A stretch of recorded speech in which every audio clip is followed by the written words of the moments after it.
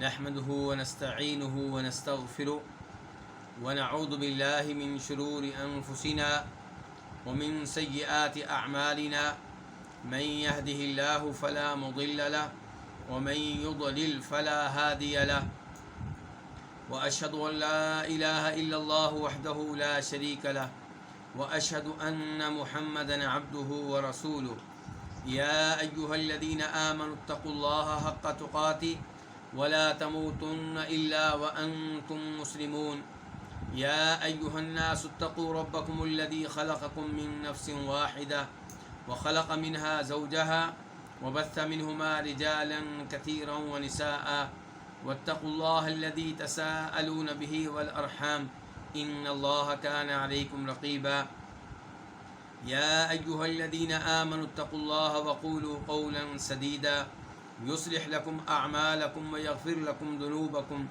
ومن يطع الله ورسوله فقد فاز فوزا عظيما أما بعد فإن خير الحديث كتاب الله وخير الهدي هدي محمد صلى الله عليه وسلم وشر الأمور محدثاتها وكل محدثة بدعة وكل بدعة ضلالة وكل ضلالة في النار۔ ہر قسم کی حمد و ثناء اللہ رب العزت کے لیے اور کثرت سے درود و سلام ہوں ہمارے نبی جناب محمد صلی اللہ علیہ وسلم کی ذات اقدس پہ۔ الوافی بما فی الصحیحین 10 مقاصد پہ مشتمل احادیث کی عظیم کتاب ہے، جس میں صحیح بخاری اور صحیح مسلم کی احادیث ہیں۔ 10 مقاصد میں سے چوتھا مقصد بلکہ تیسرا مقصد عبادات سے تعلق رکھتا ہے، اور اس مقصد میں کئی ایک کتب ہیں۔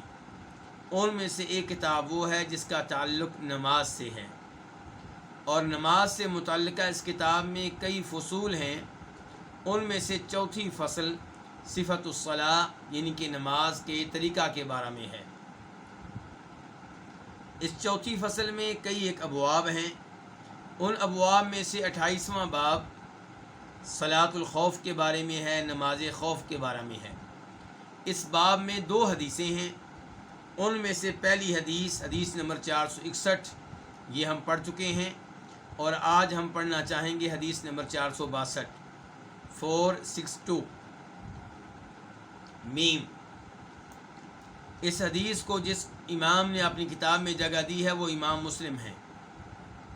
عن جابر رضی اللہ عنہ قال غزونا مع رسول اللہ صلی اللہ علیہ وسلم قوما من جہینہ۔ جناب جابر بن عبداللہ رضی اللہ تعالی عنہما سے روایت ہے، وہ کہتے ہیں کہ ہم نے رسول اللہ صلی اللہ علیہ وسلم کے ساتھ جہینہ کی ایک قوم سے جنگ لڑی۔ جہینہ ایک بڑا قبیلہ ہے، تو اس قبیلے کے کچھ لوگوں سے ہماری لڑائی ہوئی، جنگ ہوئی، اور کس کی قیادت میں ہوئی؟ نبی صلی اللہ علیہ وسلم کی قیادت میں۔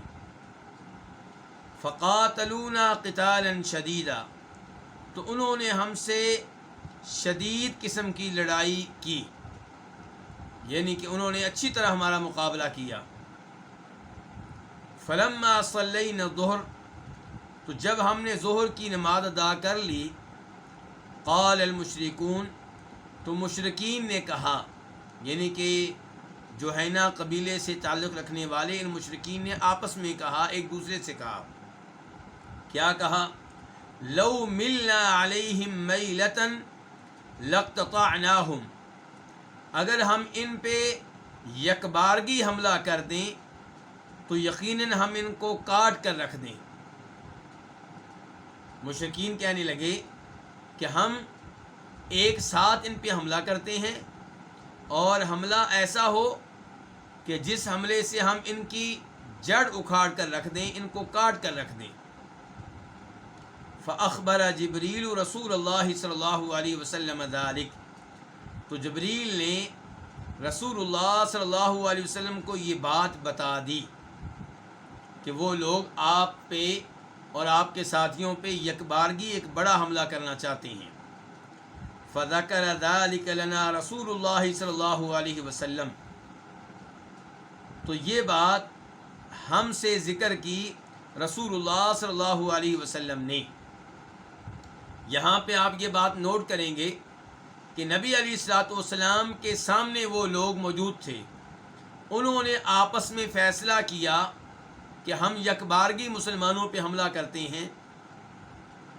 اس فیصلے کی آپ کو اطلاع نہیں مل سکی، اس فیصلے کے بارے میں آپ نہیں جان سکے۔ جبریل علیہ السلام اوپر سے آئے تب جا کر آپ کو پتہ چلا۔ اسی لیے ہم کہتے ہیں کہ عالم الغیب صرف اللہ رب العزت ہیں، اللہ تعالیٰ کے علاوہ کوئی بھی عالم الغیب نہیں ہے۔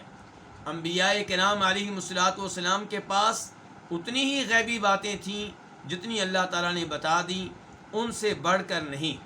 اور عالم الغیب وہ ہے جس سے کوئی بھی چیز مخفی اور پوشیدہ نہ ہو، جو ہر بات کو جاننے والا ہو، اور وہ کون ہے؟ وہ اللہ رب العزت ہیں۔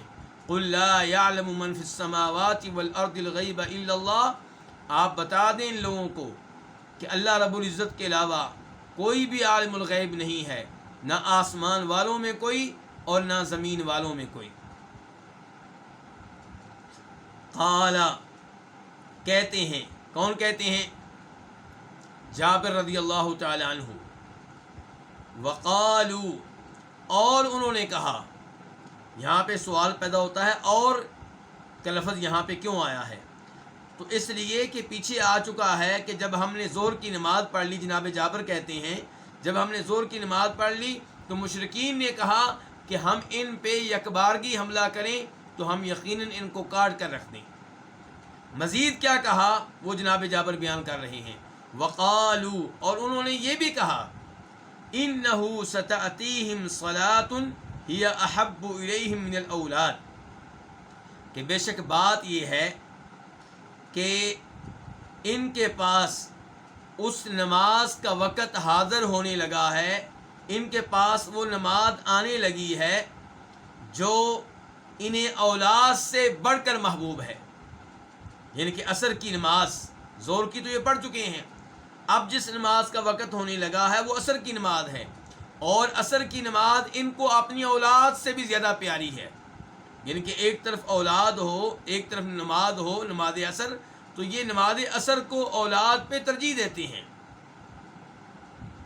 اس جملے میں بھی میرے لیے، آپ کے لیے درس ہے، عبرت کا سامان ہے کہ عصر کی نماز اتنی پیاری نماز ہے کہ صحابہ کرام رضوان اللہ علیہم اجمعین اسے اولاد پہ فوقیت دیا کرتے تھے، اور آج لوگ اولاد کی خاطر، اولاد کے ساتھ مجلس کی خاطر، اولاد سے گفتگو کرنے کی خاطر نماز کو قربان کر دیتے ہیں۔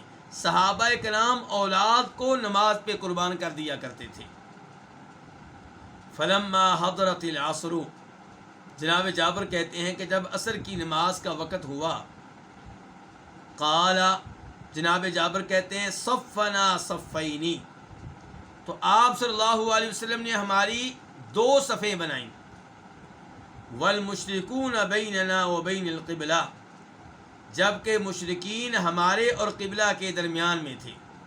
یعنی کہ مشرکین ادھر ہی تھے جدھر ہمارا قبلہ تھا، تو معاملہ آسان ہو گیا کہ قبلے کی طرف نماز میں منہ بھی ہو جائے گا اور مشرکین کی نگرانی بھی ہو جائے گی۔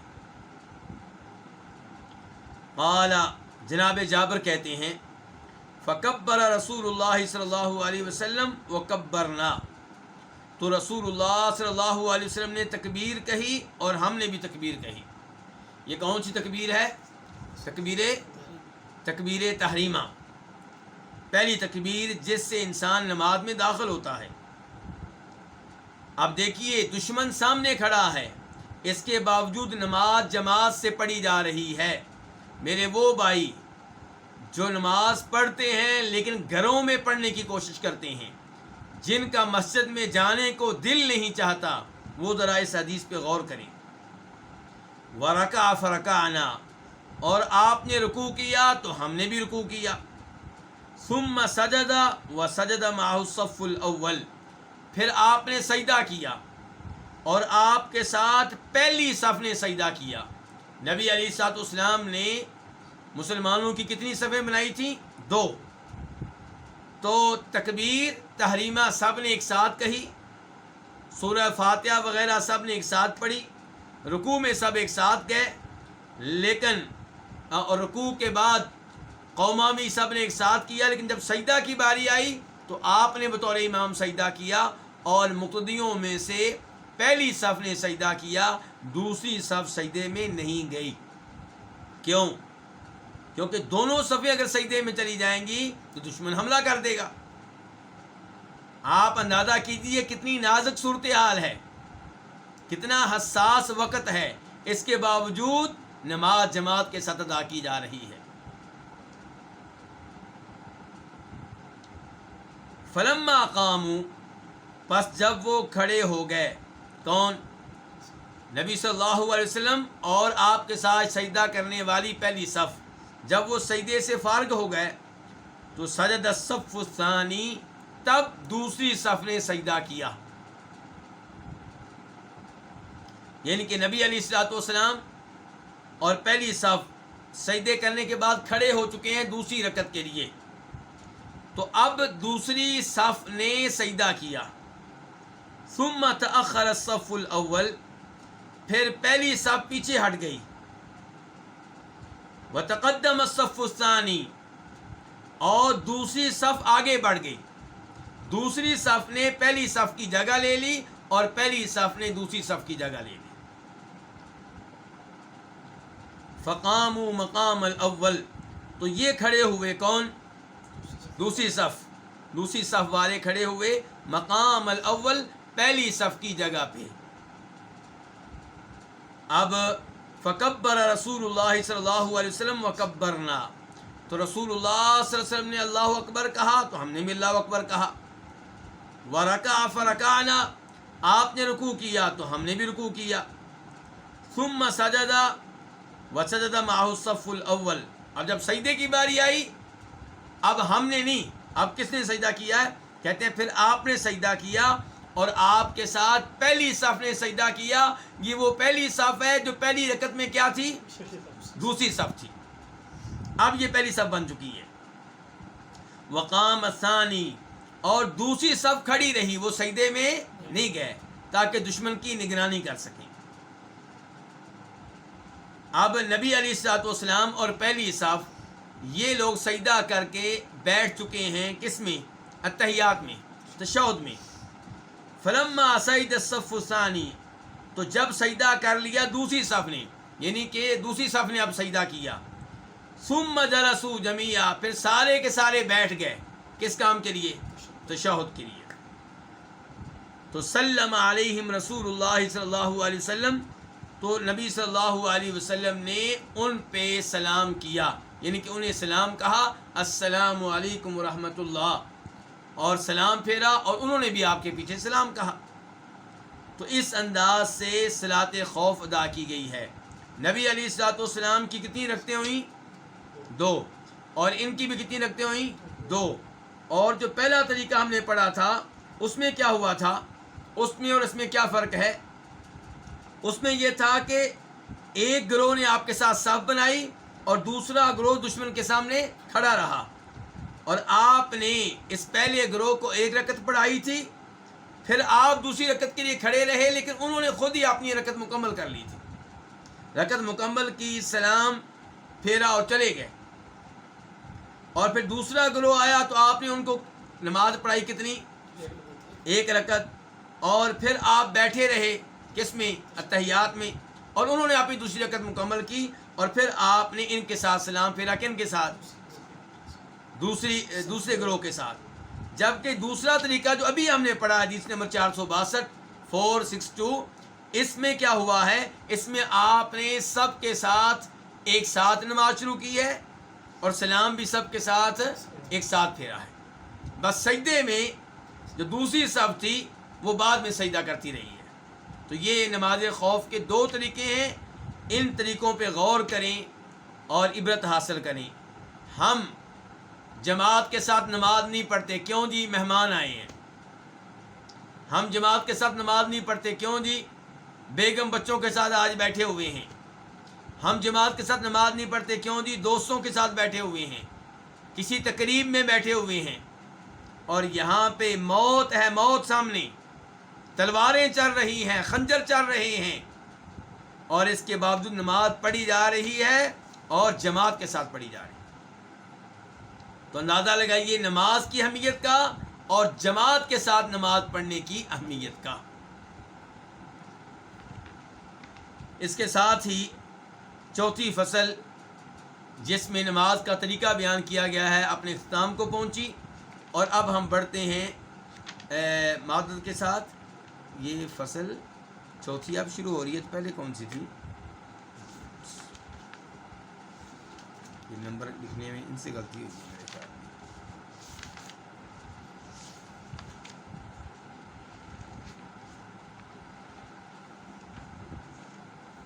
ہاں، یہ جو فصل ہم پڑھ رہے تھے معذرت کے ساتھ تیسری فصل تھی، اور مجھے دھوکہ کس بات سے لگ رہا تھا، آپ اپنا پیج دیکھیں جو ابھی ہم نے پڑھا ہے 205 جو پیج ہے، اس کے ساتھ ہی کیا لکھا ہوا ہے؟ صفت الصلاح، اور اس کے ساتھ کیا لکھا ہے؟ نمبر 4۔ تو اس سے مجھے غلط فہمی ہوئی، ورنہ یہ فصل کون سی پڑھ رہے تھے؟ ہم تیسری فصل پڑھ رہے تھے، صفت الصلاح۔ اب ہم چوتھی فصل کی طرف منتقل ہو رہے ہیں، وہ کیا ہے؟ الفصل الرابع العمل والسہو فی الصلاح، کہ العمل کوئی کام کرنا، کوئی حرکت کرنا، والسہو اور بھول جانا، فی الصلاۃ نماز میں۔ تو نماز میں کوئی حرکت کرنا، کوئی کام کرنا، یہ کیسا ہے؟ اور نماز میں بھول جائیں تو پھر کیا ہوگا؟ دو چیزوں کے بارے میں یہ چوتھی فصل ہے، العمل والسہو فی الصلاۃ۔ العمل کوئی عمل کرنا، کوئی حرکت کرنا، والسہو اور بھول جانا، فی الصلاۃ نماز میں۔ تو اس فصل میں بھی کئی باب ہیں۔ پہلا باب کیا ہے؟ باب النہی عن الکلام فی الصلاۃ، نماز میں کلام کرنے کی ممانعت، یعنی کہ نماز میں کلام کرنا منع ہے۔ اس بارے میں احادیث لائی جائیں گی۔ حدیث نمبر 463 463 قاف، اس حدیث کے بیان کرنے پہ اتفاق ہے کس کا؟ امام بخاری کا اور امام مسلم کا۔ عن عبداللہ بن مسعود رضی اللہ عنہ، جناب عبداللہ بن مسعود رضی اللہ عنہ سے روایت ہے، قال، وہ کہتے ہیں، کنا نسلم علی النبی صلی اللہ علیہ وسلم وهو فی الصلاۃ، کہ ہم نبی صلی اللہ علیہ وسلم پہ سلام پڑھا کرتے تھے، آپ پہ سلام ڈالا کرتے تھے جب کہ آپ نماز میں ہوتے، ہم آپ کو سلام عرض کرتے جب کہ آپ نماز میں ہوتے۔ کنا نسلم علی النبی، ہم نبی علیہ السلام کو سلام کہتے، آپ کو سلام عرض کرتے، وہو فی الصلاۃ، جب کہ آپ نماز میں ہوتے، فیرد علینا، تو آپ ہمیں سلام کا جواب دیا کرتے تھے، یعنی کہ ہم کہتے ہیں السلام علیکم ورحمۃ اللہ، تو آپ کہتے ہیں وعلیکم السلام ورحمۃ اللہ نماز میں۔ اور سلام کہنا اور سلام کا جواب دینا یہ کیا ہے؟ یہ گفتگو ہے، یہ کیا ہے؟ کیونکہ آپ کہتے ہیں تمہارے اوپر مخاطب کر رہے ہیں، تمہارے اوپر بھی سلام ہو۔ فلما رجعنا من عند النجاشی، تو جب ہم واپس آئے نجاشی کے پاس سے، یہ کون کہہ رہے ہیں؟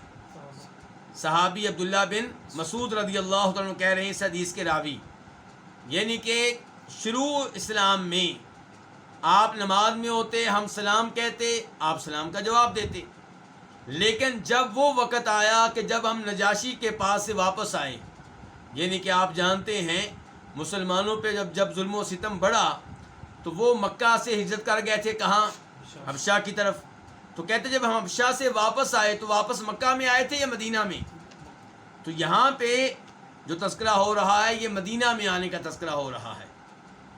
کہتے ہیں فلما رجعنا، جب ہم واپس آئے، من عند النجاشی، نجاشی کے پاس سے، تو سلمنا علیہ، ہم نے آپ کو سلام کہا، ہم نے سلام عرض کیا، فلم یرد علینا، تو آپ نے ہمیں جواب نہیں دیا، یعنی کہ زبان کے ساتھ جواب نہیں دیا. وقال، اور فرمایا ان فی الصلاۃ شغلا، یقیناً نماز میں ایک مصروفیت ہوتی ہے. یعنی کہ نماز میں ہم تلاوت کرتے ہیں، نماز میں ہم اللہ کا ذکر کرتے ہیں، نماز میں ہم دعائیں پڑھتے ہیں، تو نماز میں نماز سے توجہ ہٹا کر سلام کا جواب دینا یہ درست نہیں ہے. نماز تلاوت کلام پاک کا نام ہے، تسبیح اور اذکار وغیرہ کا نام ہے. تو آپ نے کہا ان فی الصلاۃ شغلا، یقیناً نماز میں ایک مصروفیت ہوتی ہے. شغلہ کی تنوین یا تو تعظیم کے لیے ہے کہ بہت بڑی مصروفیت ہوتی ہے، یا یہ تنوین پھر کس کے لیے ہے؟ تنویع کے لیے ہے کہ نماز میں طرح طرح کی مشغولیت ہوتی ہے. کبھی ہم نماز میں تلاوت کر رہے ہوتے ہیں، کبھی فاتحہ پڑھ رہے ہوتے ہیں، کبھی رکوع کی دعائیں پڑھ رہے ہوتے ہیں، کبھی قوما کی دعائیں، کبھی سجدہ کی دعائیں، کبھی تشہد کی. تو سلام کا جواب کیسے دیں؟ لیکن اس حدیث میں اس بات کا تذکرہ نہیں ہے کہ جب کوئی سلام کہے تو اس کا جواب اشارے سے دیا جائے گا. ابتدائی اسلام میں سلام کا جواب زبان سے دیا جاتا تھا، پھر یہ چیز ختم ہو گئی. اب سلام کا جواب دینا مشروع ہے لیکن اشارے کے ساتھ. اور اس کے دلائل میں سے ایک دلیل وہ حدیث ہے جسے امام ابو داؤد رحمہ اللہ روایت کرتے ہیں جناب صہیب سے، اور دوسرے نمبر پہ امام ابو داؤد روایت کرتے ہیں جناب بلال سے. دونوں بتاتے ہیں کہ نبی علیہ الصلوۃ والسلام کو جب دوران نماز سلام کہا جاتا تو آپ اشارے کے ساتھ، ہاتھ کے اشارے سے سلام کا جواب دیا کرتے تھے. تو آج بھی سلام کا جواب دیا جائے گا لیکن ہاتھ کے اشارے سے، اور احادیث اس معاملے میں واضح ہیں. اس کے بعد حدیث نمبر 464 464، اور پچھلی حدیث کے تعلق سے آپ کی توجہ اس جانب مبذول کروانا چاہوں گا کہ صحابہ کرام نجاشی کے پاس گئے، کالوں کی زمین میں پہنچ گئے. کس لیے؟ دین بچانے کے لیے. کس لیے؟ دین بچانے کے لیے. دین پہ اپنے وطن مکہ کو قربان کر دیا، دین پہ اپنے رشتہ داروں کو جو مکہ میں موجود تھے قربان کر دیا، دین پہ مکہ میں موجود اپنی پراپرٹی، اپنے گھر، اپنی جائیداد، اپنے مال کو قربان کر دیا، صرف دین بچانے کے لیے. سمندر کراس کر کے نجاشی کے پاس پہنچ گئے. اور آج مسلمان کسی اسلامی ملک سے نکلتا ہے، گوروں کی زمین پہ پہنچ رہا ہے، کیا قربان کرنے کے لیے؟ دین قربان کرنے کے لیے. دین کو قربان کر رہا ہے. کس کی خاطر؟ پاؤنڈ کی خاطر، ڈالر کی خاطر. اپنا دین بھی قربان کر رہا ہے، اپنی فیملی کا بھی، اپنے بچوں کا بھی، اپنے پوتوں کا بھی، اپنے پڑپوتوں کا بھی. یورپ کے خواب دیکھنے والے میرے مسلمان بھائی، اگر تیری نسل میں سے کوئی ایک کافر ہو گیا، ذمہ دار کون ہوگا؟ تیرا کوئی بیٹا کافر ہو گیا، تیری بیٹی کافر ہو گئی، یا تیرا پوتا پوتی، یا نواسا نواسی، یا پڑپوتا پڑپوتی، کوئی ان میں سے کافر ہو گیا، عیسائی بن گیا، وہاں پہنچ کر یہودی بن گیا، یا ملحد بے دین بن گیا، اللہ کا منکر بن گیا، تو کیا جواب دے گا روز قیامت؟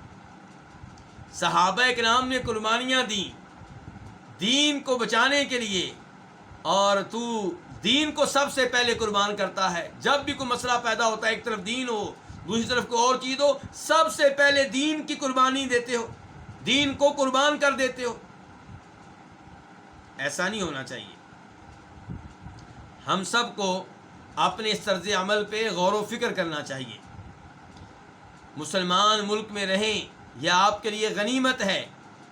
اپنے دین کو بچائیں، اپنے دین کو محفوظ رکھیں. مسلمان ملک میں رہتے ہوئے کم تنخواہ ملے، ہلکی جاب مل جائے، کوئی مسئلہ نہیں ہے.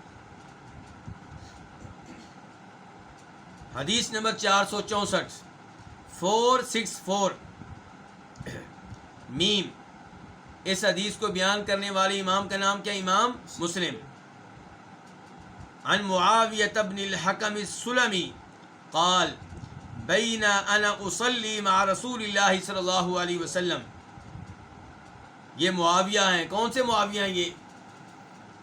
یہ ابو سفیان کے بیٹے معاویہ نہیں ہیں، یہ وہ معاویہ نہیں ہے جو ہمارے چھٹے خلیفہ راشد ہیں، یہ وہ معاویہ نہیں ہیں جن کو صحابہ کرام کے دشمنوں نے بدنام کر کے رکھ دیا ہے، یہ وہ معاویہ نہیں ہے جن کے جناب علی رضی اللہ عنہ سے اختلافات رہے ہیں، یہ وہ معاویہ نہیں ہیں جن کے ہاتھ پہ جناب حسن بن علی نے بیعت کی تھی، یہ وہ معاویہ نہیں ہیں جن کو حسن و حسین نے اپنا خلیفہ مانا تھا، یہ اور معاویہ ہیں، معاویہ بن حکم السلمی ہیں۔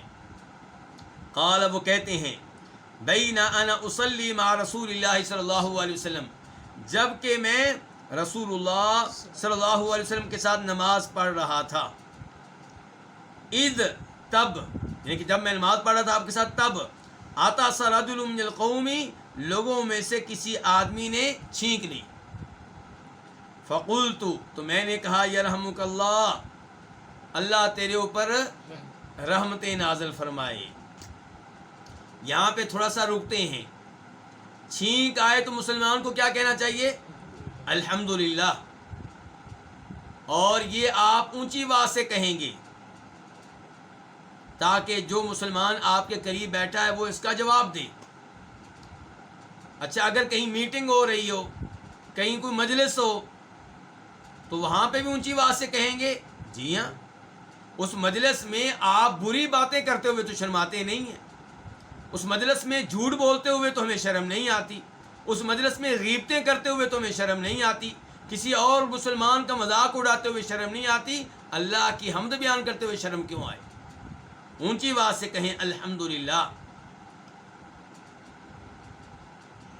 تو جو آپ کے قریب مسلمان بیٹھا ہوگا وہ کیا کہے گا؟ آپ نے کہا الحمدللہ، تمام تعریفیں اللہ تعالیٰ کے لیے، وہ کہے گا یرحمک اللہ، اللہ تمہارے اوپر اپنی رحمتیں نازل کرتا رہے، فعل مضارع ہے، کرتا رہے۔ کتنی پیاری دعا ہے، کتنا عظیم ہے میرا دین، کتنا عظیم ہے وہ دین جو آپ نے اختیار کیا ہے، اس کی قدر کریں۔ دین نے ہمیں گالیاں دینا نہیں سکھایا، بات بات پہ دعائیں دینا سکھایا ہے، بات بات پہ اللہ کا نام لینا سکھایا ہے۔ دیکھیے مفت کی دعا مل رہی ہے، 5-6 لوگ آپ کے دائیں بائیں بیٹھے ہیں، وہ کیا کہیں گے؟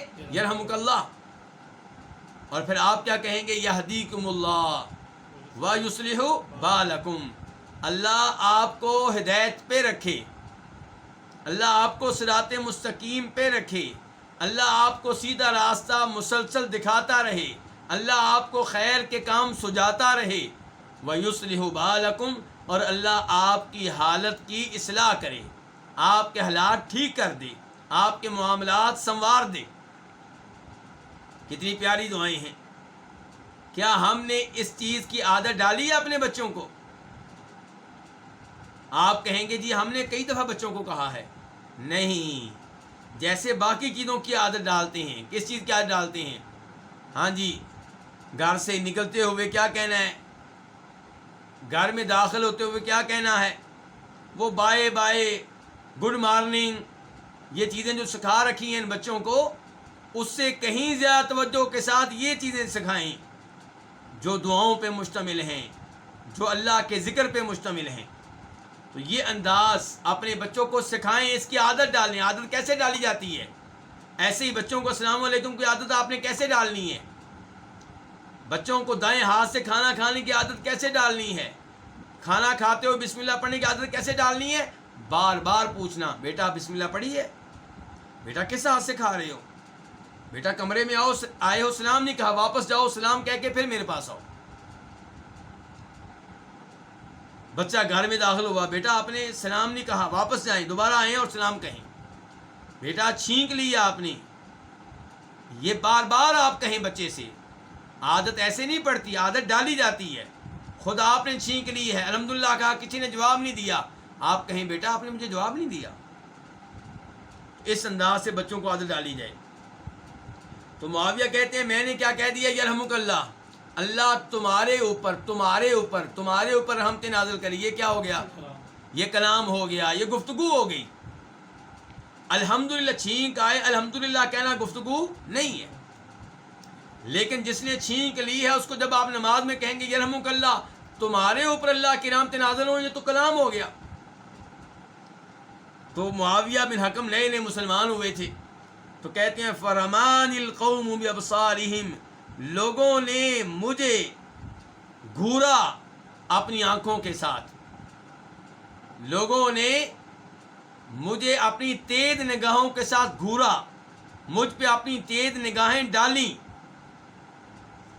فقلت، تو میں نے کہا، اب یہ نئے مسلمان ہیں، انہوں نے مزید پھر گفتگو کر دی کہ جب سب نے دیکھا معاویہ کی طرف تو کہنے لگے واہ ثقل امیہ، واہ ثقل امیہ ما شأنکم، ہائے میری ماں کا مجھے گم پانا، ہائے میری ماں مجھے گم پائے، ما شأنکم تمہیں کیا ہوا ہے،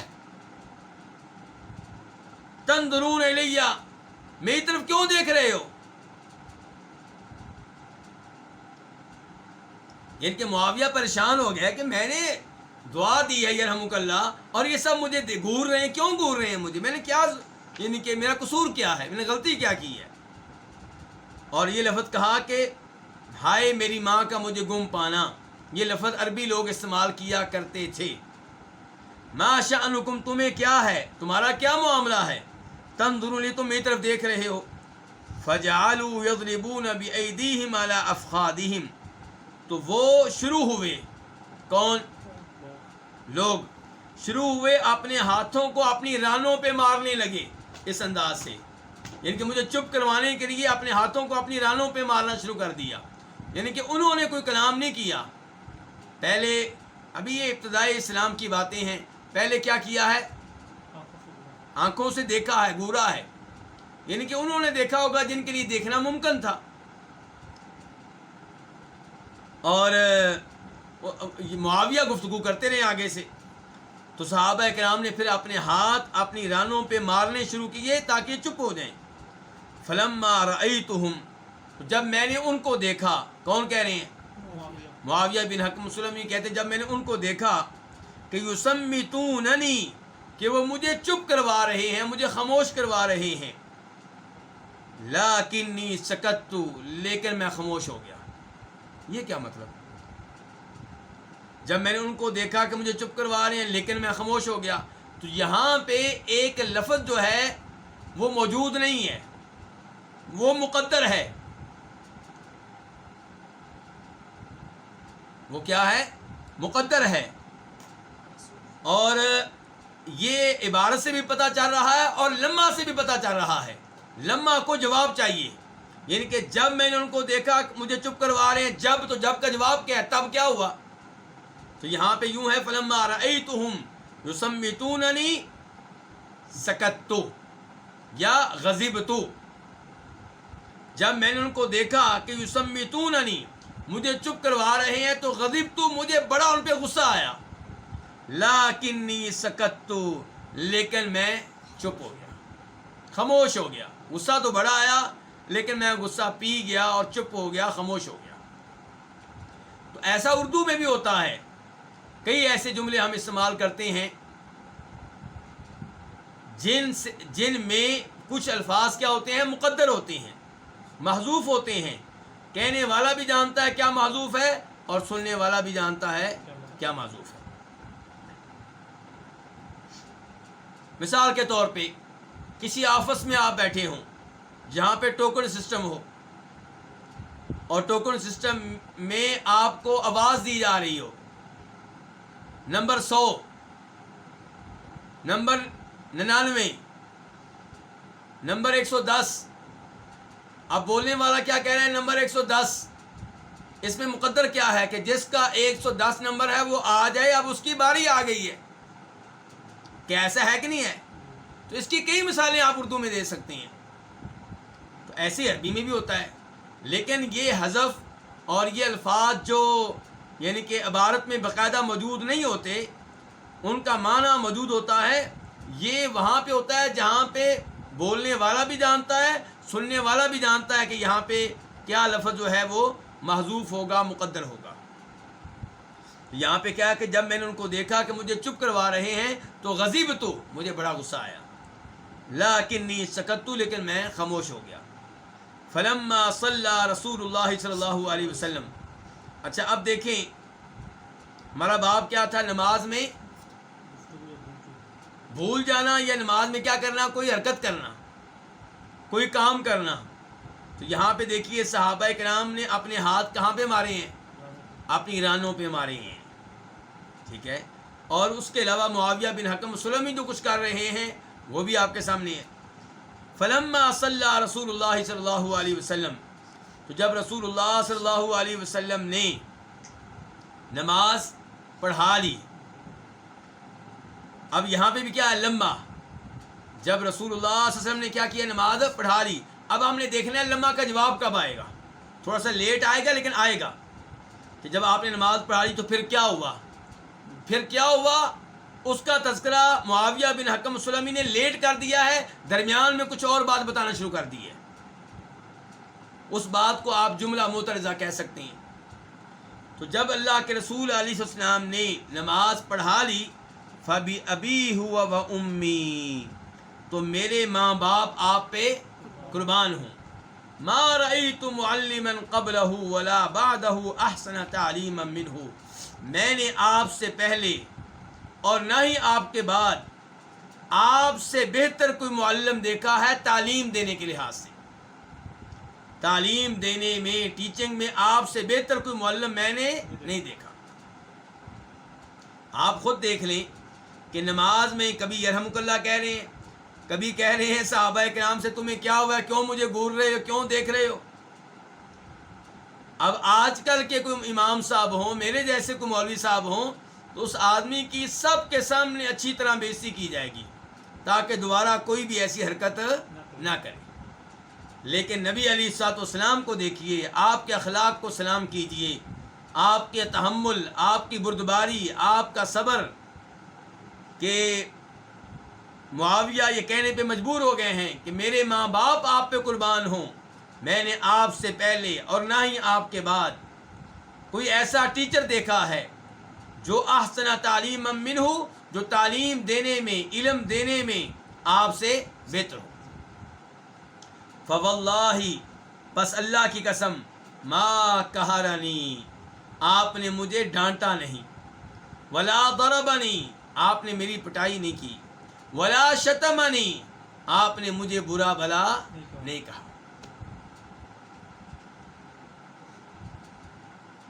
آج اگر مسجد میں کوئی گاؤں کا آدمی آ جائے، کوئی بزرگ آ جائیں جنہوں نے کبھی موبائل استعمال نہ کیا ہو، بیٹوں نے دیا ہو، ابا جی آپ جا رہے ہیں موبائل لیتے جائیں تاکہ ہم آپ سے رابطہ کر سکیں۔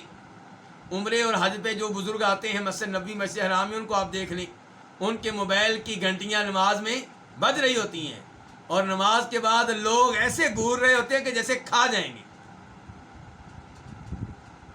یہاں پہ دیکھیے، بس اللہ کی قسم، ما قہرنی، آپ نے مجھے ڈانٹا نہیں، ولا ضربنی، آپ نے مجھے مارا نہیں، ولا شتمنی، آپ نے مجھے برا بھلا نہیں کہا، آپ نے میرے اوپر کوئی تنقید نہیں کی۔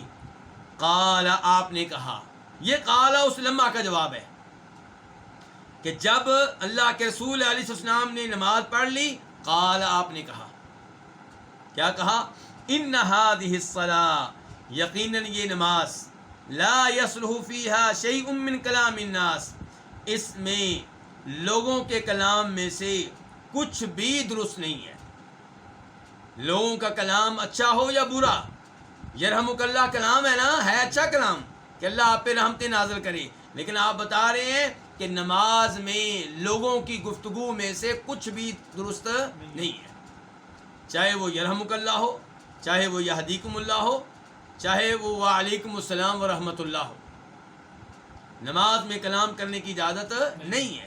کسی زمانے میں نماز میں کلام کرنے کی اجازت ہوا کرتی تھی، بلکہ اس زمانے میں صحابہ کرام سلام بھی کہتے، نماز پڑھنے والے جواب بھی دیتے، اور جو بعد میں آیا وہ یہ بھی پوچھ لیتا بھائی کون سی رکعت ہے، وہ بتاتا آگے سے بھائی چوتھی رکعت ہے، تیسری رکعت ہے۔ یہ گفتگو جائز تھی کسی زمانے میں، لیکن اب جائز نہیں ہے، تو آپ کہہ رہے ہیں ان هذه الصلاة، یقیناً یہ نماز، لا يصلح فيها، اس میں کچھ بھی درست نہیں ہے لوگوں کے کلام میں سے، کسی قسم کا کلام ہو، چاہے کسی مجبوری کی وجہ سے ہو، چاہے کسی حاجت کی وجہ سے ہو، کلام جو ہے وہ جائز نہیں ہے۔ اگر آج کوئی مسئلہ پیدا ہو جائے تو کیا کرنا ہوتا ہے؟ مرد حضرات سبحان اللہ کہیں گے اور عورتیں تالی بجا کر امام کو خبردار کریں گی بھی یہ مسئلہ بن گیا ہے۔ مثال کے طور پہ اچانک سپیکر کی آواز نہیں آ رہی، اب توجہ مبذول کروانا چاہتے ہیں تو کیا ہوگا؟ عورتوں کی طرف آواز نہیں آ رہی، کیا کریں گی؟ تالی بجائیں گی۔ یا امام صاحب کو غلطی کر رہے ہیں اور مرد حضرات خبردار نہیں کر سکے، وارننگ نہیں دے سکے، تو عورتیں پھر تالی بجا کے وارننگ دیں گی۔ تو یہ طریقہ کار ہے، گفتگو کی اجازت نہیں ہے۔ انما هو التسبیح والتکبیر وقراءۃ القرآن، آپ نے فرمایا سوائے اس کے نہیں، یعنی کہ اس کے علاوہ کچھ نہیں ہے، جو بتا رہا ہوں یہی کچھ ہے، سوائے اس کے نہیں۔ یہ جو ہے یہ تسبیح کا نام ہے۔ نماز کس کا نام ہے؟ تسبیح کا، اللہ کی تسبیح بیان کرنے کا۔ مثال کے طور پہ نماز شروع کرتے ہیں تو کیا پڑھتے ہیں؟ سبحانک اللہم۔ رکوع میں جاتے ہیں کیا کہتے ہیں؟ سبحان ربی العظیم۔ سجدے میں جاتے ہیں تو سبحان ربی الاعلیٰ۔ تو نماز تسبیح کا نام ہے، اللہ کی تسبیح بیان کرنے کا نام ہے۔ والتکبیر، اور اللہ کی کبریائی اور بڑائی بیان کرنے کا نام ہے، اللہ اکبر کہنے کا نام ہے۔ وقراءۃ القرآن، اور نماز قرآن کی تلاوت کا نام ہے۔ تو نماز میں گفتگو کرنا جائز نہیں ہے، گفتگو کرنا درست نہیں ہے۔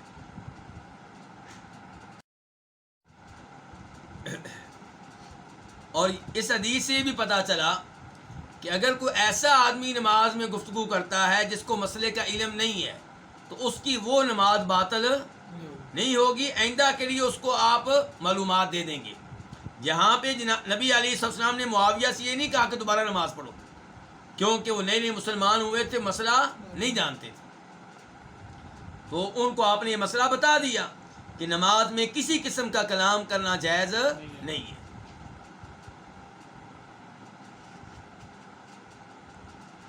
البتہ یہ پتہ چل گیا کہ نماز میں کسی کی اصلاح کرنا یہ جائز ہے۔ جیسے صحابہ کرام نے معاویہ کو چپ کروانے کے لیے رانوں پہ آپ نے کیا مارے؟ ہاتھ مارے۔ اور ایسے ہی آپ جانتے ہیں نبی علیہ الصلوۃ والسلام نماز پڑھ رہے تھے، تنہا نماز پڑھ رہے تھے، رات کی نماز۔ عبداللہ بن عباس رضی اللہ عنہما آپ کے ساتھ آ کر کھڑے ہو گیا۔ کدھر کھڑے ہوئے؟ کھڑا کدھر ہونا چاہیے تھا؟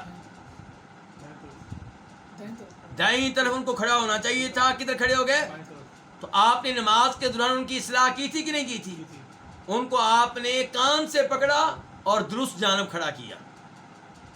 تو نماز میں غلطی کی اصلاح اس انداز سے گفتگو کیے بغیر وہ کیا ہے؟ وہ جائز ہے۔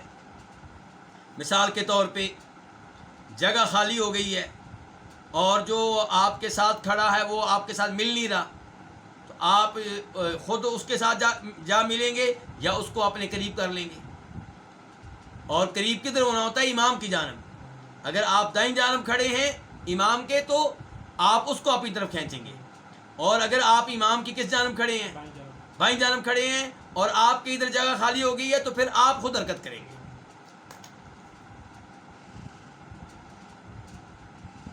اور مسجد نبوی میں ایسے مناظر دیکھے گئے ہیں، خصوصاً شنقیطی حضرات وہ ایسی حرکت کرتے ہیں، مطلب کسی کو خبردار کرتے ہیں آگے آ جاؤ، تو یہ اس کی کچھ نہ کچھ گنجائش رہتی ہے۔ ہمارے پاکستان، انڈیا کے لوگوں کو اور بنگلہ دیش کے لوگوں کو، افغانستان کے لوگوں کو، جنوبی ایشیا کے لوگوں کو یہ سبق پڑھا دیا گیا ہے کہ نماز میں حرکت کرنے کی بالکل بھی اجازت نہیں ہے۔ اب مسئلے کا خود ان کو علم نہیں ہوتا، تو جب وہ یہ چیز مسجد میں دیکھتے ہیں کہتے ہیں یہ عربی تو جناب نماز میں کھیلتے ہی رہتے ہیں۔ اب عربی نماز سے پہلے موبائل بند کرتے ہیں، لیکن بھول جائے تو نماز میں بند کرتے ہیں، کیونکہ موبائل کی گھنٹیوں سے دوسرے لوگوں کی نماز خراب ہوتی ہے، اور کئی دفعہ گھنٹی کی آواز غیر مناسب ہوتی ہے، اس میں میوزک ہوتا ہے۔ لیکن ہمارے پاکستان اور انڈیا کے لوگ جو ہیں وہ کہتے ہیں کہ مسجد نبوی کے نمازیوں کی نماز کا بیڑا غرق ہوتا ہے، ہو جائے، ہم نے حرکت نہیں کرنی، موبائل کو بند نہیں کرنا، اور جو بند کرتے ہیں ان کا مذاق اڑاتے ہیں۔ ایسے ہی جو وہاں پہ نماز میں حرکت کرتے ہیں، مثال کے طور پہ اگلی صف میں جگہ خالی ہو گئی، اب پچھلی صف سے ایک آدمی چلتا ہے اور اگلی صف میں داخل ہوتا ہے، اس کا بھی پاکستان، انڈیا، جنوبی ایشیا کے لوگ، اردو اسپیکنگ لوگ مذاق اڑا رہے ہوتے ہیں، حالانکہ غلطی آپ کی ہے کہ آپ کے پاس علم نہیں ہے، غلطی آپ کی ہے کہ آپ تقلید کی وجہ سے نبی علیہ السلام کی احادیث کا علم نہیں لے سکے، آپ کو پتہ ہی نہیں ہے کہ اللہ کے رسول نماز میں کیا کرتے تھے، صحابہ کرام کیا کرتے تھے، تو غلطی ان کی نہیں ہے۔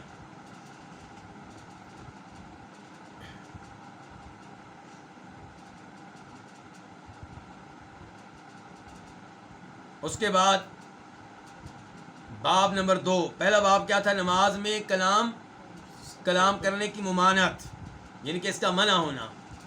اب ہے دوسرا باب ما یجوز من العمل فی الصلاۃ،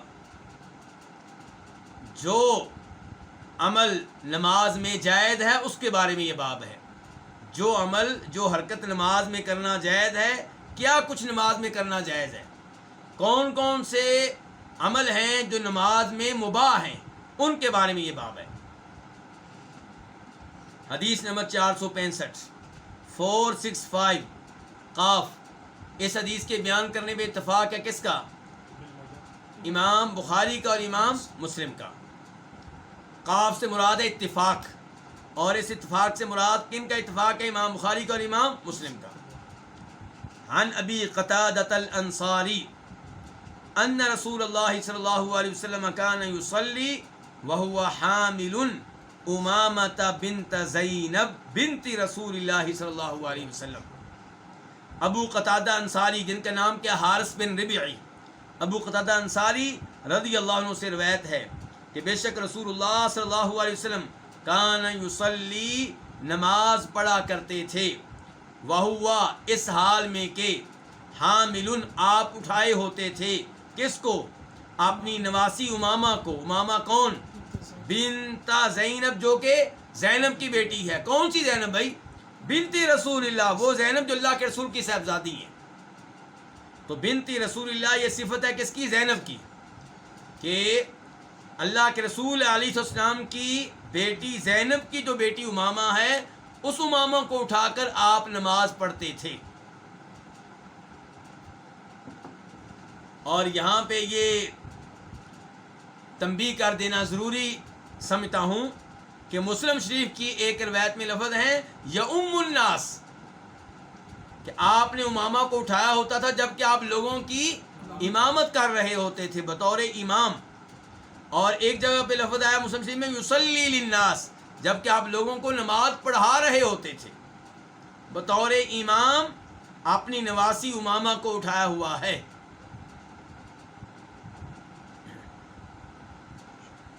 اچھا جی، اب تعارف ہو رہا ہے امامہ کا۔ امامہ کا پہلا تعارف کیا ہوا تھا؟ بنت زینب، کس کی بیٹی ہیں؟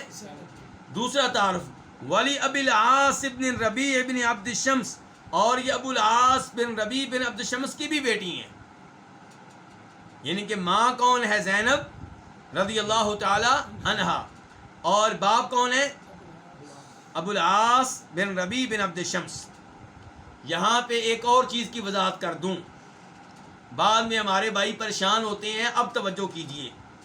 صحابہ کرام کے دشمن یہ باور کراتے ہیں کہ نبی علیہ الصلوۃ والسلام کی بیٹی ایک ہی تھی، کون؟ فاطمہ۔ اور یہاں پہ دیکھ لیجئے، پھر آپ لوگ کہتے ہیں جی میں دلیل دیں، تو یہ ایک دلیل آپ کے پاس آ گئی ہے کہ تعارف کیا کروا رہے ابو قتادہ انصاری کہ امامہ وہ جو کس کی بیٹی ہیں؟ زینب کی، اور زینب وہ جو کس کی بیٹی ہیں؟ بنت رسول اللہ، اللہ کے رسول علیہ السلام کی بیٹی ہیں۔ اور اس کی دلیل ویسے قرآن سے بھی ہے، یا ایھا النبی قل لازواجک وبناتک ونساء المؤمنین، سورہ احزاب۔ اللہ تعالیٰ کہہ رہے ہیں اے نبی آپ کہہ دیں اپنی بیویوں سے اور اپنی بیٹیوں سے، اللہ نے یہ نہیں کہ اپنی بیٹی سے کہہ دیں، اللہ کہہ رہے ہیں اپنی بیٹیوں سے کہہ دیں اور مومن عورتوں سے کہہ دیں کہ اپنے اوپر چادریں لٹکا کے رکھا کریں، پردہ کیا کریں۔ اچھا، اب دوسرا تعارف کیا امامہ کا؟ کہ ابو العاص بن ربیع بن عبد الشمس کی یہ بیٹی ہیں، باپ کا نام کیا؟ ابو العاص، اور ابو العاص نبی علیہ الصلوۃ والسلام کے وہ داماد ہیں جو بنی امیہ میں سے ہیں، نبی علیہ الصلوۃ والسلام نے 4 میں سے 3 بیٹیاں کن کو دی ہیں؟ بنو امیہ کو دی ہیں۔ کتنا عظیم خاندان ہے جس کو نبی علیہ الصلوۃ والسلام نے منتخب کیا دامادی کا شرف دینے کے لیے۔ اور بنو ہاشم کو کتنی بیٹیاں دی آپ نے؟ 1۔ 3 بیٹیاں بنی امیہ کو دی ہیں آپ نے۔ اللہ اکبر۔ اور ابو العاص پھر وہ آپ کے داماد ہیں جن کی باقاعدہ آپ نے تعریف کی۔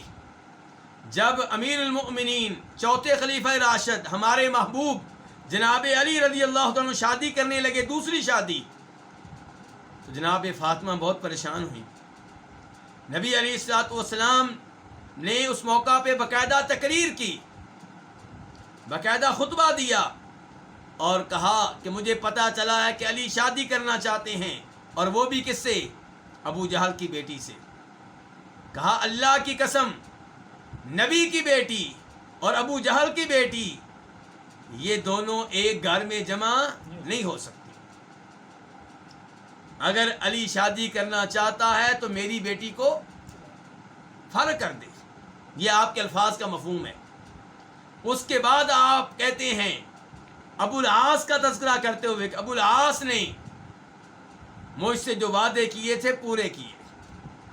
ابو العاص کی آپ نے اس موقع پہ تعریف کی، اور یہ آپ کے الفاظ کا مفہوم یہ تھا کہ ابو العاص نے مجھے کبھی بھی کوئی تکلیف نہیں دی۔ تو امیر المؤمنین جناب علی کی شان تو بہت بلند ہے، وہ چوتھے خلیفہ ہیں، اور ان سے محبت ایمان کی نشانی ہے۔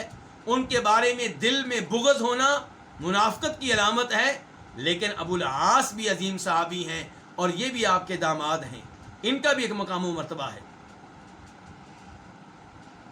تو فَإِذَا سَجَدَ وَضَعَهَا، تو جب آپ سجدہ کرتے، کون؟ نبی صلی اللہ علیہ وسلم، وَضَعَهَا، اس امامہ کو زمین پہ رکھ دیتے، کندھوں سے اتار دیتے۔ وَإِذَا قَامَ، اور جب کھڑے ہوتے، دونوں سجدے کر کے نئی رکعت کے لیے کھڑے ہوتے، تو حَمَلَهَا، امامہ کو دوبارہ اٹھا لیتے۔ اور دیگر روایات سے پتہ چلتا ہے کہ جب آپ رکوع میں جانے لگتے اسی وقت ہی آپ امامہ کو نیچے بٹھا دیتے۔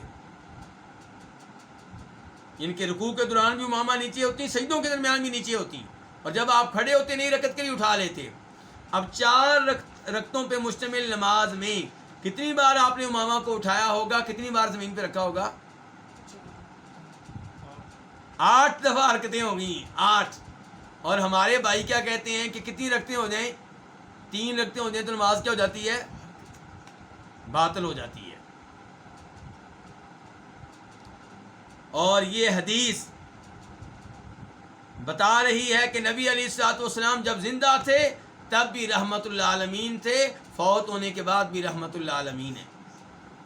یہ آپ کی رحمت ہے آج کی ماؤں پہ، نماز پڑھنا چاہتی ہیں لیکن بچی رو رہی ہے، بچہ رو رہا ہے، تو پریشان ہونے کی ضرورت نہیں ہے، بچے کو اٹھا کر آپ نماز پڑھ سکتی ہیں۔ نبی علیہ الصلوۃ والسلام نے امامہ کو اٹھا کر قیامت تک آنے والی ماؤں پہ، قیامت تک آنے والے والدین پہ رحمت کی ہے۔ اور اس سے بھی پتہ چلا کہ جب ضرورت ہو تو نماز میں آپ حرکت کر سکتے ہیں، بلا ضرورت حرکت نہیں کرنی چاہیے، لیکن بچے کو اٹھانا اور رکھنا یہ ضرورت ہے، تو بچے کو اٹھا کے نماز پڑھی جا سکتی ہے، اس میں کوئی حرج نہیں ہے، چاہے نفل نماز ہو، چاہے فرض نماز ہو، چاہے آپ مقتدی ہوں، چاہے آپ امام ہوں۔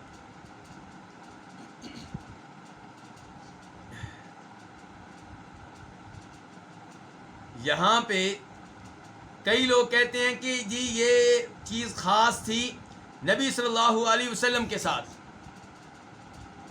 آپ تو نبی تھے، اور آج بھی لوگ ایسی باتیں کر جاتے ہیں۔ آپ کسی کو مسئلہ بتائیں نا، مثال کے طور پہ آپ بتا دیں کہ نبی علیہ السلام نے جوتا پہن کے نماز پڑھی ہے، اچھا وہ تو نبی تھے، تم نبی ہو؟ اور یہ حدیث آپ بتائیں کہ نبی علیہ السلام نے امامہ کو اٹھا کے نماز پڑھی ہے، تو کیا کہیں گے؟ وہ تو نبی تھے، تم نبی ہو؟ اس کا مطلب ہے کہ ہم نماز پڑھنی ترک کر دیں، کیونکہ اللہ کے رسول نے نمازیں پڑھی، آپ تو نبی تھے، ہم تو نبی نہیں ہیں۔ جو بھی خیر کے کام آپ نے کیے ہیں وہ ہم چھوڑ دیں، کیوں؟ کیونکہ وہ تو نبی تھے، ہم تو نبی نہیں ہیں۔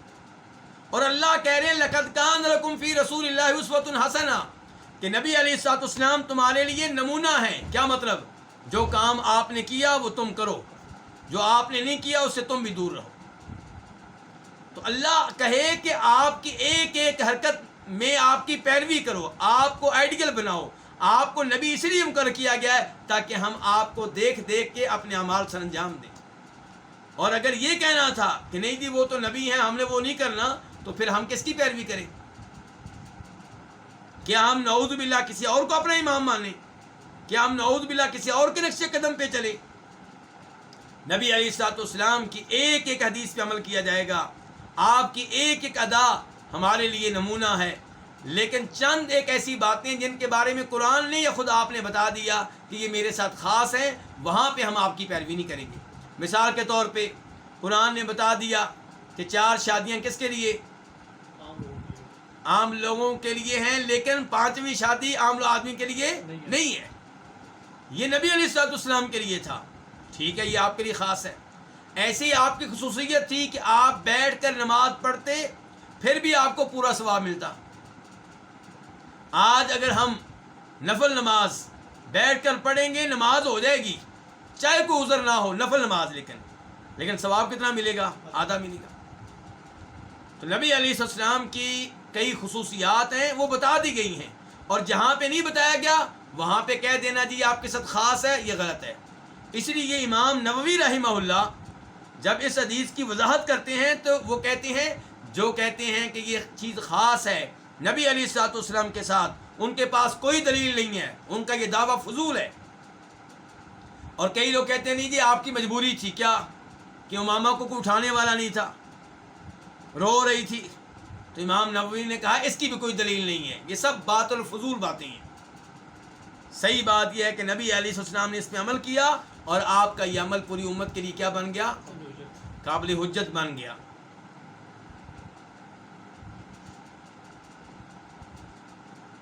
تو پہلی حدیث سے کیا پتہ چلا کہ نماز میں بچے کو اٹھانا جائز ہے. اس کے بعد حدیث نمبر 466 قاف. اس حدیث کے بیان کرنے پہ اتفاق ہے کس کا؟ امام بخاری کا اور امام مسلم کا.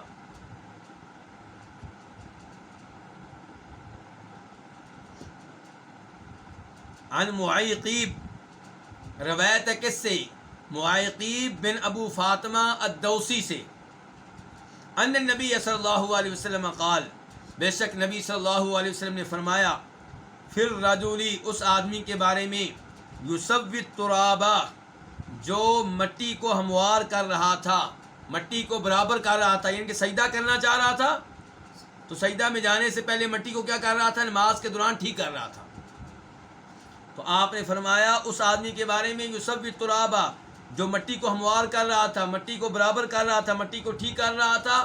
کون سی مٹی؟ حیث یسجد، جہاں پہ وہ سجدہ کر رہا تھا، جس جگہ سجدہ کرنا تھا اس جگہ کی مٹی کو کیا کر رہا تھا؟ ٹھیک کر رہا تھا. قال، آپ نے کہا، ان کنت فاعلا، اگر تم یہ کام کرنے والے ہو، کیا؟ مٹی کو ٹھیک کرنے کا، فواحدتن، تو ایک بار کرو. افضل یہ ہے کہ انسان نماز میں بلا وجہ حرکت نہ کرے. اگر ایسی مٹی پہ سجدہ ہو سکتا ہے مٹی کو ٹھیک کیے بغیر، تو ٹھیک کیے بغیر آپ سجدہ کریں. اور اگر آپ سمجھتے ہیں کہ نہیں میرے لیے اس مٹی پہ سجدہ کرنا، ان کنکریوں پہ سجدہ کرنا ممکن نہیں ہے، گرم ہے یا مجھے تکلیف ہوگی، میری توجہ نماز سے ہٹ جائے گی، تو پھر اس مٹی کو، ان کنکریوں کو ایک بار ٹھیک کریں. یہ نہیں کہ نماز میں لگے ہی رہیں.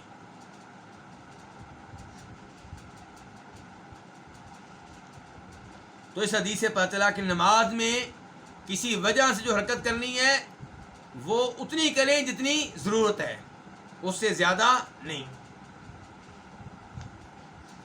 باب نمبر 3، باب النہی عن الاختصار فی الصلاۃ. یہ باب کس بارے میں ہے؟ نماز میں پہلو پہ ہاتھ رکھنے کی ممانعت کے بارے میں. پہلو پہ ہاتھ رکھ لینا اس انداز سے، یا ادھر رکھ لینا نماز کے دوران، تو یہ منع ہے. اس بارے میں یہ حدیث ہے. حدیث کا نمبر کیا ہے؟ 467 قاف. اس حدیث کے بیان کرنے پہ اتفاق ہے کس کا؟ امام بخاری کا اور امام مسلم کا۔ عن ابی ہریرہ رضی اللہ عنہ قال، جناب ابو ہریرہ رضی اللہ عنہ سے روایت ہے، وہ کہتے ہیں نہی ان یصلی الرجل مختصرا، روکا گیا ہے اس بات سے۔ کون کہہ رہے ہیں؟ ابو ہریرہ۔ تو روکنے والا پھر کون ہوگا؟ نبی علیہ الصلوۃ والسلام۔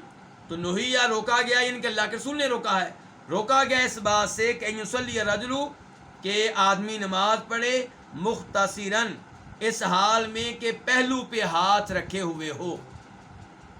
تو دوران نماز پہلو پہ ہاتھ رکھنا یہ منع ہے، یہ درست نہیں ہے۔ اس کے بعد باب نمبر 4، یہ کیا باب ہے؟ باب الوسوسۃ فی الصلاۃ، نماز میں وسوسہ کے بارے میں یہ باب ہے۔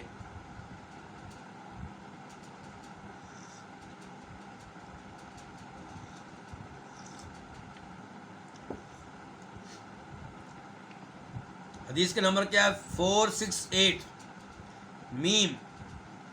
اس حدیث کو کس امام نے اپنی کتاب میں جگہ دی؟ امام مسلم نے۔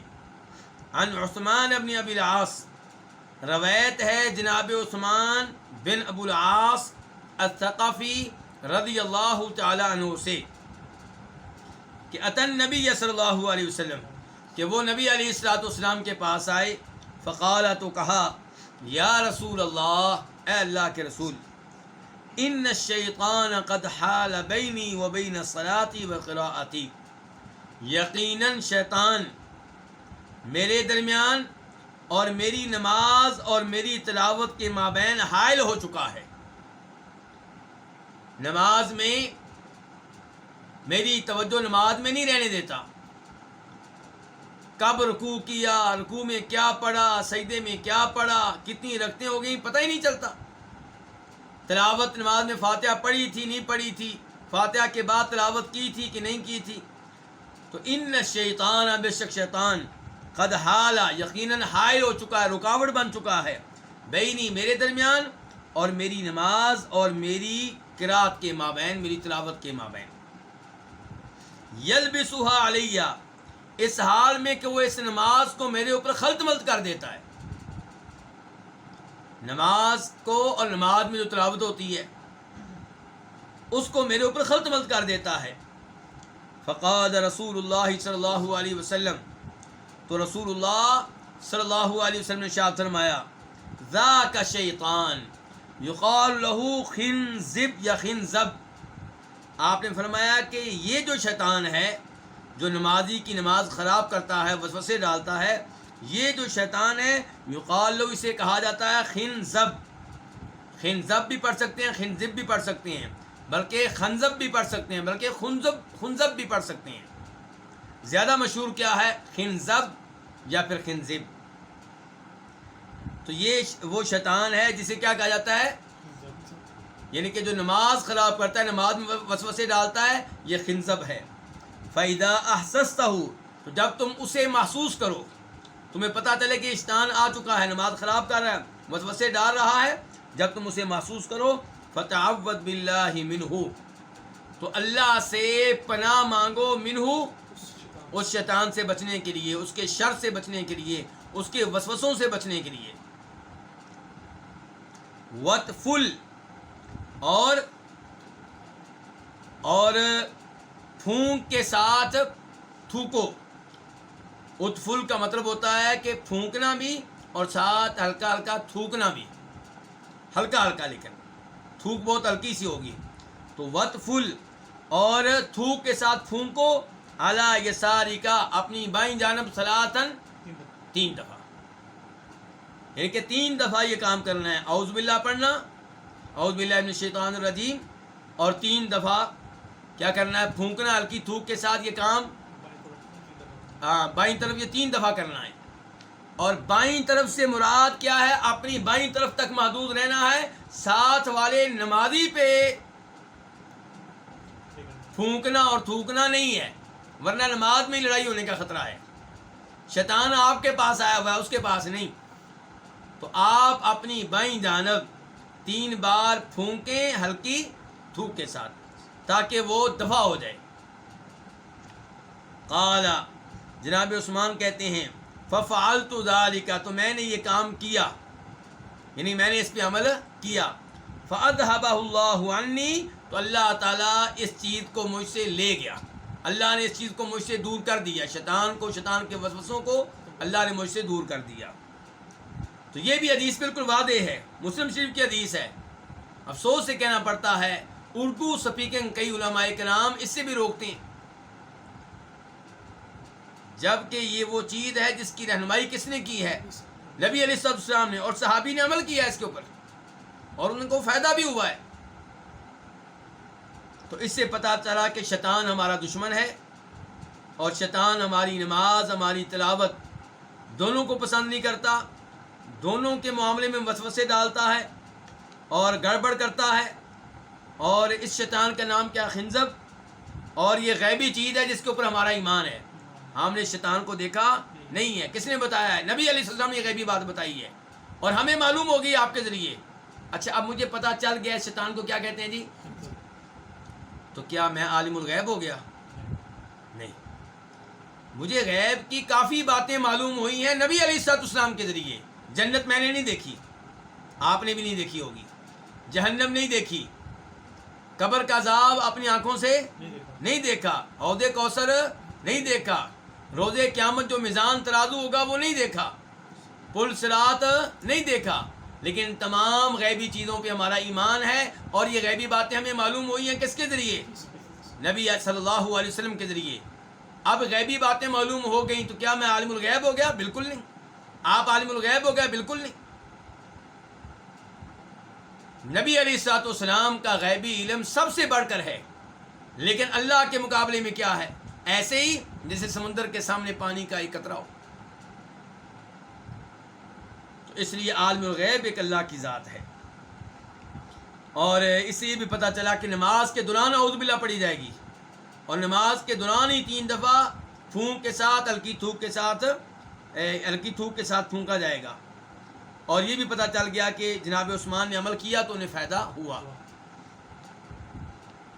اور اگر میں اس پہ عمل کروں فائدہ نہ ہو تو نقص مجھ میں ہے، وظیفے میں کوئی کمزوری نہیں ہے.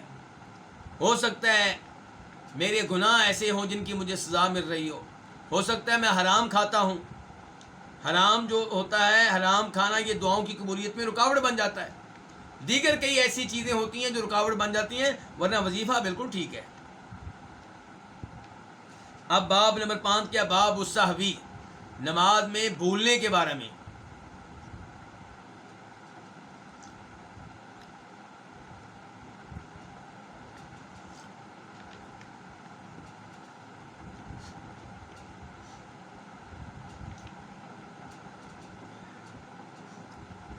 تو پہلا باب ہم نے پڑھا ہے، اس کا کیا تعلق تھا ہماری فصل سے؟ اس کا تعلق یہ تھا کہ نماز میں آپ یہ عمل کر رہے ہیں نا، یہ پھونکنا ہلکی تھوک کے ساتھ، یہ نماز میں عمل ہے تو یہ جائز ہے. اب ہے باب السہوی، بھولنا، نماز میں بھولنا. حدیث نمبر کیا؟ 469 469 قاف. اس حدیث کے بیان کرنے پہ اتفاق ہے کس کا؟ امام بخاری کا اور امام مسلم کا. عن عبداللہ ابن بحینہ، روایت ہے عبداللہ بن بحینہ سے. بحینہ ان کی والدہ کا نام ہے، ورنہ یہ کیا ہے؟ عبداللہ بن مالک الازدی.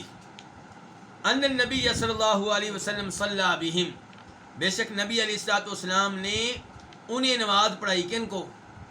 صحابہ کو. کون سی نماز؟ الظہر، ظہر کی. فقام فی الرکعتین الاولیین، تو آپ پہلی 2 رکعتوں میں کھڑے ہو گئے. کرنا کیا تھا؟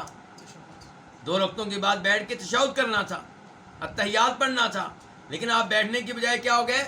کھڑے ہو گئے تیسری رکعت کے لیے. فقام فی الرکعتین الاولیین، تو آپ پہلی 2 رکعتوں میں کھڑے ہو گئے. لم یجلس، بیٹھے نہیں. فقام الناس معه، تو لوگ بھی آپ کے ساتھ کھڑے ہو گئے. حتی اذا قضى الصلاۃ، یہاں تک کہ جب آپ نے نماز مکمل کر لی. وانتظر الناس تسلیمہ، اور لوگ آپ کے سلام پھیرنے کا انتظار کرنے لگے. تو کبرا، تب آپ نے کیا کیا؟ آپ نے اللہ اکبر کہا.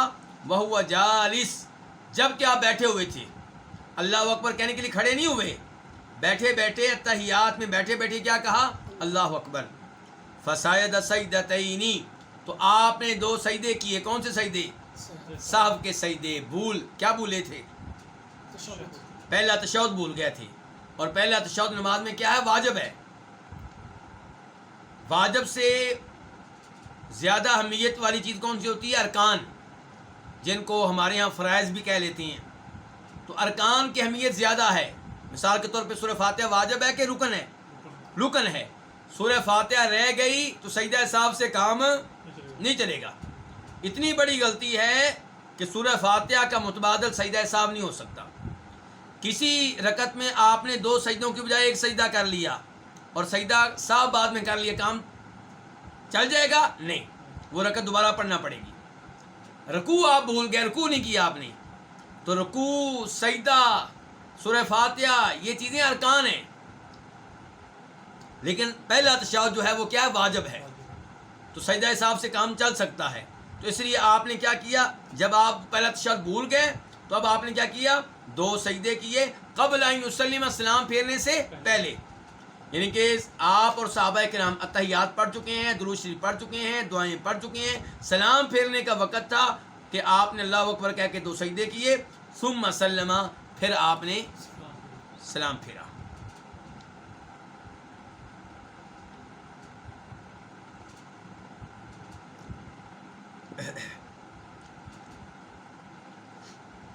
اور اس سے یہ بھی پتہ چلا کہ نبی صلی اللہ علیہ وسلم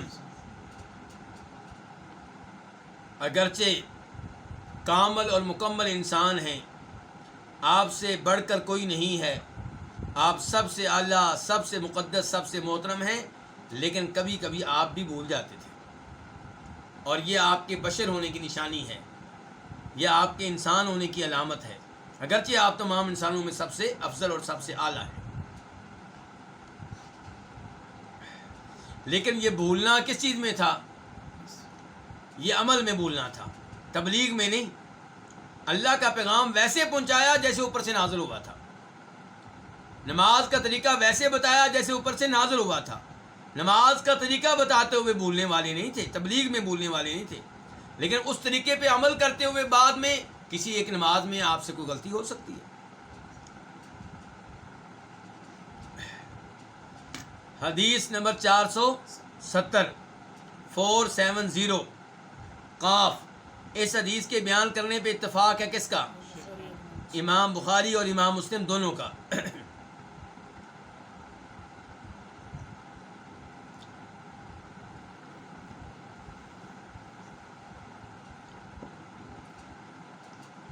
حدیث کے راوی کون ہے صحابہ کرام میں سے؟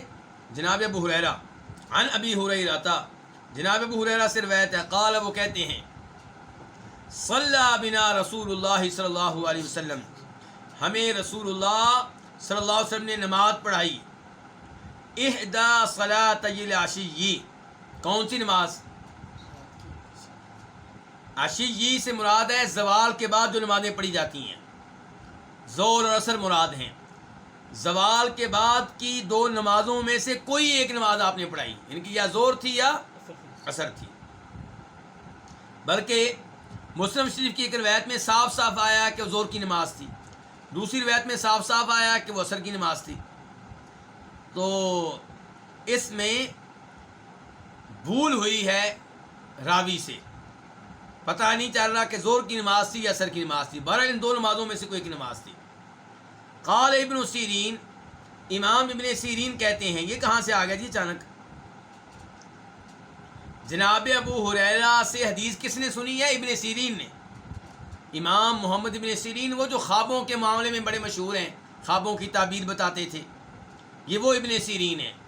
تو یہ ابن سیرین کہتے ہیں کہ سماہا ابو ہریرہ، جناب ابو ہریرہ نے اس نماز کا باقاعدہ نام لیا تھا. یعنی کہ ابو ہریرہ نہیں بھولے، میں بھول گیا ہوں. وہ ظہر کی نماز تھی یا عصر کی، کون بھولا؟ ابن سیرین کہتے ہیں میں بھولا ہوں. ابو ہریرہ نے اس نماز کا نام لیا تھا. تو ابن سیرین کہتے ہیں سماہا ابو ہریرہ، ابو ہریرہ نے اس نماز کا نام لیا تھا. ولکن نسیت انا، لیکن میں بھول گیا ہوں. ہم کی ذمہ داری کس کے اوپر ڈالتے ہیں؟ کسی اور کے اوپر. یہاں ابن سیرین ذمہ داری خود قبول کر رہے ہیں. دوسری جانب ایسی روایات پڑھ کر احادیث کے اوپر ایمان میں اضافہ ہوتا ہے کہ دیکھیں حدیث بیان کرنے والے راویوں نے کتنی احتیاط کی ہے.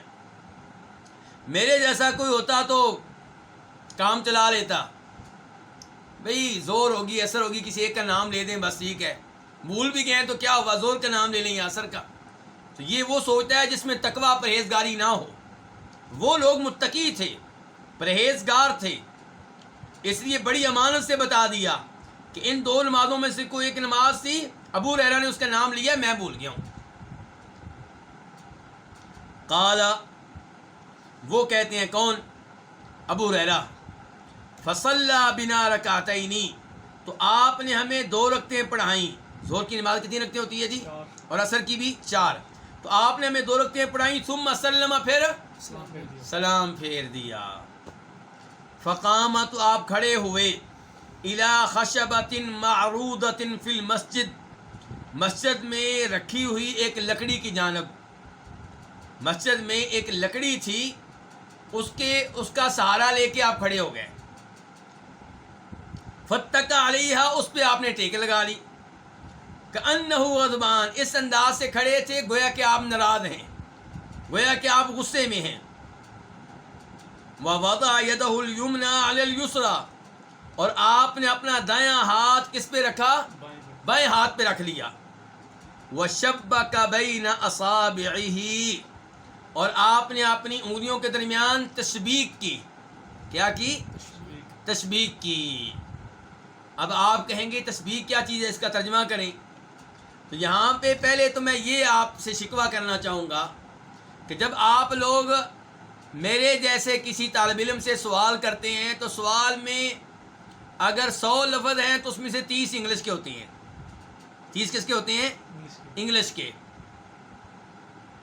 اور پھر اگر وہ میرے جیسا کو پوچھ لے بھی اس لفظ کا مطلب کیا ہے، تو آپ ذہن میں سوچتے ہیں مولوی کو جاہل ہی لگتا ہے، پڑھا لکھا مولوی نہیں ہے، سکالر قسم کا نہیں ہے. اچھا، اگر یہی انداز ہم آپ کے ساتھ اختیار کریں کہ ایسے ہی ہم حدیث کا ترجمہ کریں، جی آپ نے تشبیہ کی، تو بتائیں آپ کا کیا بنے گا؟ تو یہ انداز درست نہیں ہے. جب اردو میں بات ہو رہی ہے تو آپ اردو میں ہی بات کریں. چلیں، ورنہ جیسے لوگ سوال کرتے ہیں اور انگلش کے بہت سارے الفاظ اس میں داخل کر دیتے ہیں، تو عالم دین جواب دیتے ہوئے عربی کے بہت سے الفاظ داخل کر دے گا، تو نہ آپ سمجھیں گے نہ وہ سمجھے گا. تو بہرحال وشبک بین اصابعہ، آپ نے اپنی انگلیوں کے درمیان کیا کی؟ تشبیک کی، یعنی کہ اپنی انگلیوں کا جال بنایا. انگلیوں کا کیا بنایا؟ جال، یعنی کہ انگلیاں ایک دوسری میں داخل کر دی. یہ ہے تشبیک. اور یہ تشبیک نماز میں منع ہے. یہ تشبیک نماز میں منع ہے. کچھ علماء کرام کا موقف ہے کہ ہر وقت منع ہے، لیکن صحیح بات یہ کہ منع کب ہے؟ نماز میں. اور اس کی دلیل ابو داؤد شریف کی وہ حدیث ہے جس میں آتا ہے کہ نبی علیہ الصلوۃ والسلام ترغیب دے رہے ہیں کہ وضو کر کے جب مسجد میں آؤ تو راستے میں تشبیک نہ کرو، یعنی کہ انگلیوں میں انگلیاں نہ ڈالو. اس حدیث کا مفہوم یہ ہے، الفاظ آپ کے ایسے نہیں ہیں. الفاظ یہ ہیں کہ جس نے وضو کیا اور پھر مسجد میں آیا اور راستے میں اس نے تشبیک نہ کی تو اس کو یہ جو ثواب ملے گا. فرمایا تشبیک نہ کی، وہاں پہ آپ کہتے ہیں کیونکہ وضو کر کے مسجد میں آنے والا نماز کے حکم میں ہے، یعنی کہ ابھی نماز اس کی شروع نہیں ہوئی، لیکن اجر و ثواب کے لحاظ سے نیکیاں اس سے پہلے ہی ملنا شروع ہو گئی، گویا کہ وہ نماز میں ہے. تو اس لیے جب آپ نماز کے حکم میں ہیں تو آپ کو تشبیہ کرنے کی اجازت نہیں ہے، انگلیوں میں انگلیاں داخل کرنے کی اجازت نہیں ہے، یعنی کہ یہ کام آپ نہ کریں. جب یہ نماز سے پہلے اس لیے آپ کو اجازت نہیں دی جا رہی کہ آپ نماز کے حکم میں ہیں، تو باقاعدہ نماز میں کیسے اجازت ہوگی؟ تو یہاں پہ کیا ہے کہ آپ نے تشبیہ کی، کیونکہ آپ کیا کر چکے تھے؟ آپ تو اپنی طرف سے سلام پھیر چکے تھے. وشبک بین اصابعہ، تو آپ نے اپنی انگلیوں کے درمیان تشبیہ کی. ووضع خدہ الایمن، اور پھر آپ نے کیا کیا؟ کہ آپ نے اپنے دائیں رخسار کو اپنی بائیں ہتھیلی کی پشت پہ رکھا. یہ کیسے ہوگا؟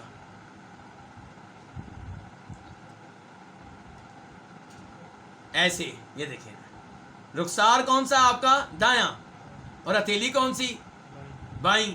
یہ دیکھیں. اور ہتھیلی کی بار والی جانب جو ہے اس کے اوپر آپ نے اپنے دائیں رخسار کو رکھا ہے. پشت یعنی کہ ہتھیلی کی پشت یہ ہوئی نا اس انداز سے. ووضع اور آپ نے رکھا خد الایمن اپنے دائیں رخسار کو علی ظہر کفہ الیسری اپنی بائیں ہتھیلی کی پشت پہ. وخرجت السرعان من ابواب المسجد جلد باز لوگ مسجد کے دروازوں سے نکل گئے. اس سے پتہ چلا نماز کے بعد کے جو اذکار ہیں وہ اذکار کیے بغیر آپ مسجد سے جا سکتے ہیں، لیکن افضل کیا ہے؟ بیٹھے رہیں، اللہ کا ذکر کرتے رہیں اور اسی جگہ بیٹھے رہیں جہاں پہ آپ نے نماز پڑھی ہے. جب تک آپ اسی جگہ پہ بیٹھے رہیں گے فرشتے آپ کو دعائیں دیتے رہیں گے. کیا؟ اللہم اغفر لہ، اللہم ارحمہ، اللہم صلی علیہ.